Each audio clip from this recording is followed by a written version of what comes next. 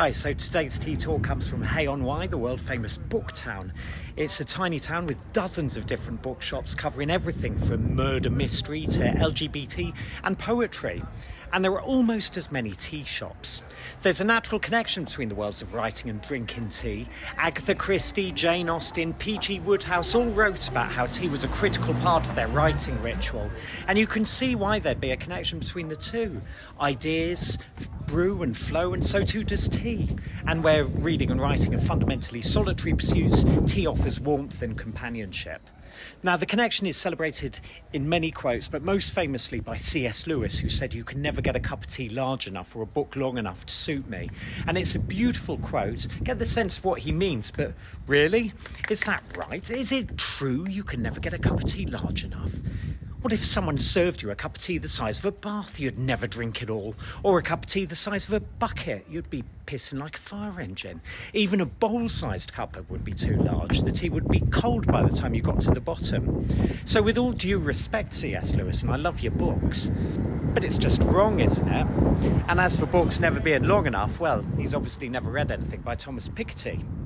So today on Tea Talk, the device we're talking about is epicrisis.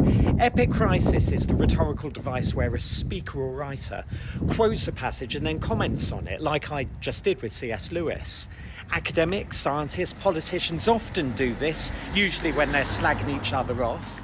It makes people's heads raise because it's like they're bringing a third party to the conversation.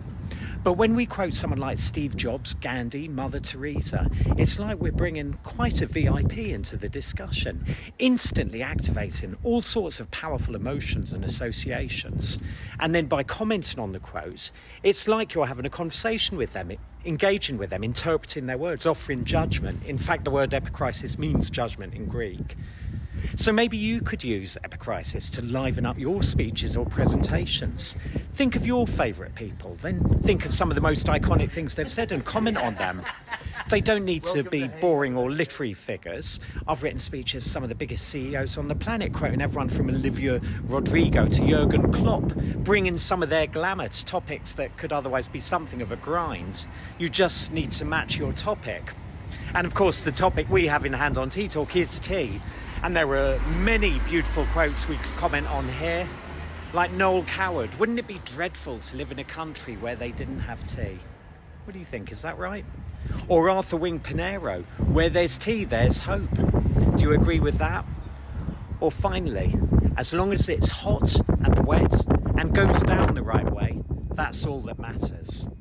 That quote was from Sarah Ferguson, the Duchess of York.